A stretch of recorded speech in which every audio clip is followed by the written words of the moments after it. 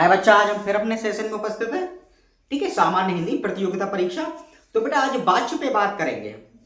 पिछली वीडियो में हमने आपको बताया था कि क्रियाओं में रूपांतर, ठीक है, 6 आधार पे होता है। 6 आधार पे होता है, तो उसमें हमने आपको 6 आधार बताए थे। तो उनमें से आधार नंबर 1 वाच्य भी है। ठीक है, वाच्य भी है। अब उसमें 6 आधार बेटा कौन कौन से थे? उसमें आपका वाच्य था, अर्थ या भाव था, पुरुष था, लिंग था, वचन और बेटा काल। तो ठीक है, तो नंबर 1 हम वाच्य पे चलते हैं। क्या उसमें था? क्रियाओं में रूपांतर। बताया था पिछली वीडियो में हमने कि क्रियाओं में रूपांतर। तो आज उन्हीं में से, उनमें हाँ था, क्रियाओं में रूपांतरण 6 आधार पर होता है। तो उनमें से आधार नंबर 1 बेटा ये भी है, क्या? वाच्य। वाच्य था। ठीक है, तो आज हम वाच्य पे बात करते हैं कि वाच्य है क्या, इसका तात्पर्य क्या है, इसका आशय क्या है, आखिर वाच्य क्या कहना चाहता है हमसे। ठीक है, यह वाच्य वास्तव में है क्या। तो चलिए हम वाच्य पे बात करते हैं। सामान्य हिंदी प्रतियोगिता परीक्षा, ठीक है, इस पे बात करते हैं हम। क्या नंबर 1 वाच्य, कि वाच्य है क्या, ये क्या कहना चाहता है हमसे। तो चलिए हम वाच्य पे बात करते हैं। तो इसमें क्या है, हम सबसे पहले वाच्य को समझते हैं कि वाच्य है क्या।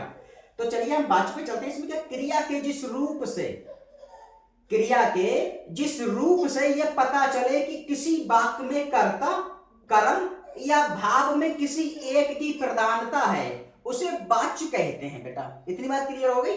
मैं दोबारा फिर इस बात पे आ रहा हूं। उसमें क्या है, वाच्य की बात चल रही है। वाच्य में आपको बता रहा हूं, क्रिया के जिस रूप से, क्रिया के जिस रूप से यह पता चले कि किसी वाक्य में कर्ता, कर्म या भाव में किसी एक की प्रधानता है, उसे वाच्य कहते हैं। अब बेटा वाच्य 3 प्रकार के होते हैं। ठीक है, सबसे पहले हमने समझा वाच्य। वाच्य क्या है, या वाच्य का आशय क्या है, वाच्य क्या कहना चाहता है हमसे। तो दोबारा हम फिर इसी बात पे चलते कि वाच्य है क्या। ठीक है, वाच्य क्या है मैं दोबारा फिर बता रहा हूं। इसमें क्या, क्रिया के जिस रूप से, क्रिया के जिस रूप से, ठीक है, यह पता चले कि किसी वाक्य में कर्ता, कर्म या भाव में किसी एक की प्रधानता है। मतलब कर्ता, कर्म या भाव में से किसी एक की प्रधानता है, उसे बेटा क्या कहते हैं? वाच्य कहते हैं। क्लियर हो गया? उसे वाच्य कहते हैं। कर्ता, कर्म या भाव में किसी एक की प्रधानता हो, कर्ता की प्रधानता हो, कर्म की प्रधानता हो या भाव की प्रधानता हो। ठीक है, इनमें से किसी एक की प्रधानता हो, उसे क्या कहते हैं बेटा? वाच्य कहते हैं। जो कर्ता की प्रधानता हो, जो कर्म की प्रधानता हो, जो भाव की प्रधानता हो। ठीक है, इनमें से, ठीक है, भाव में किसी एक की प्रधानता है, उसे क्या कहते हैं बेटा? वाच्य कहते हैं। कर्म, कर्ता, कर्म या भाव में किसी एक की प्रधानता है, उसे वाच्य कहते हैं। बेटा वाच्य 3 प्रकार के होते हैं। कौन कौन से होते हैं बेटा? नंबर का या नंबर 1 कर्तृत्ववाच्य, नंबर 2 कर्मवाच्य, नंबर 3 भाववाच्य। ठीक है, इतनी बात क्लियर हो गई। हम एक बार फिर इस बात पे अपनी लौट रहे हैं कि वाच्य है क्या, यह वाच्य का आशय क्या है, वाच्य क्या कहना चाहता है हमसे। ठीक है बेटा, थोड़ा यहां रोल होता है, मेन सीन यहां होता है। थोड़ा यहां आप अपना दिमाग लगाइए बिंदास तरीके से, आपकी समझ में आ जाएगा। और मैं बड़ा सरल और साधारण भाषा में आपको समझाने का प्रयास करता हूं। ठीक है, हम दोबारा फिर एक बार इस बात पे लौट रहे हैं या वापस पहुंच रहे हैं किस पे? वाच्य। वाच्य क्या है? ठीक है, क्रिया के, क्रिया चल रही है तो क्रिया आएगा भैया। क्रिया के जिस रूप से, क्रिया के जिस रूप से यह पता चले कि किसी वाक्य में, क्रिया के जिस रूप से यह पता चले कि किसी वाक्य में कर्ता, कर्म या भाव में किसी एक की प्रधानता है, उसे वाच्य कहते हैं। क्लियर हो गया इतनी बात? पक्का? अब वाच्य बेटा 3 प्रकार के होते हैं। वाच्य 3 प्रकार के होते हैं। कौन कौन से? नंबर 1 कर्तृत्ववाच्य, कर्मवाच्य और भाववाच्य। ठीक है, अब इन पे हम अगले नेक्स्ट वीडियो में बात करेंगे। ये बेटा डिजिटल बोर्ड नहीं है जो सारा कुछ यही समझा दे। बेटा इसको समझाने के लिए बहुत सारा लिखना पड़ेगा, फिर उसको आपको समझाना पड़ेगा, उसके एग्जाम्पल उदाहरण वगैरह होते हैं। अब बेटा इतने से में थोड़ी नहीं आ जाएगा वो। तो इसलिए हम अगली वीडियो बनाएंगे इन कर्मवाच्य, भाववाच्य और जो भी है, जो तीनों हैं, 3 प्रकार के, इन तीनों पे हम अगले वीडियो में बात करेंगे। तो ये बेटा आज हमने क्या बताया आपको, वाच्य। वाच्य क्या है और ये कितने प्रकार के होते हैं। एग्जाम में आ गया कि वाच्य किसे कहते हैं और ये कितने प्रकार के होते हैं।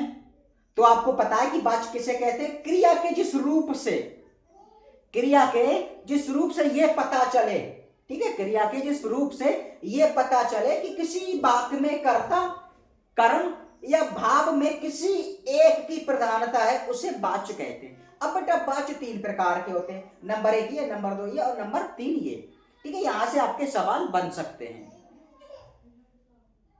ठीक। तो ये हमने बेटा क्या पढ़ाया आपको, वाच्य। वाच्य किसको कहते हैं, वाच्य का आशय क्या है, वाच्य कितने प्रकार के होते हैं, ठीक है। यहां से सवाल बन सकता है, आपसे पूछ लेता है कि वाच्य किसे कहते हैं। आपको पता होगा कि वाच्य इसे कहते हैं, आप तुरंत ऑप्शन अपना क्लियर कर लेंगे। और वाच्य के कितने प्रकार होते हैं, आपको पता है कि वाच्य के 3 प्रकार होते हैं। फटाक से आप ऑप्शन अपना क्लियर कर लेंगे, ठीक है। तो बेटा मन लगा के आप पढ़िए, मेहनत से पढ़िए, बिंदास तरीके से, ठीक है। शांत मन से पढ़िए, तन और मन, ठीक है। और मैं सरल से सरल भाषा का इस्तेमाल करता हूं कि प्रत्येक विद्यार्थी इस चीज को गहराई से समझ जाए, उसको किसी तरीके का कोई असुविधा या कठिनाई का सामना ना करना पड़े, ठीक है। तो आज हमने आपको वाच्य बताया कि वाच्य क्या है, वाच्य क्या है। अब जो इसके जो 3 प्रकार है, इसकी वीडियो हम अगले बताएंगे, इसके बारे में हम आपको अगले वीडियो में बताएंगे, ठीक है, कि कर्तृत्ववाच्य क्या है, कर्मवाच्य क्या है और भाववाच्य क्या है।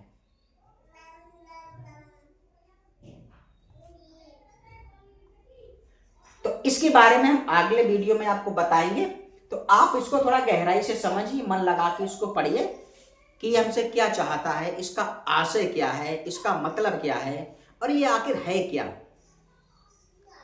ठीक है। तो मैं आशा और उम्मीद कर सकता हूं ये वीडियो आपको पसंद आई होगी। अगर ये वीडियो आपको पसंद आया हो तो इस वीडियो को ज्यादा से ज्यादा शेयर करें और YouTube पे हमें ज्यादा से ज्यादा सब्सक्राइब करें, ठीक है। तो बस आज तक के लिए इतना ही, हम अगले सेशन में फिर उपस्थित होते हैं, तब तक के लिए धन्यवाद।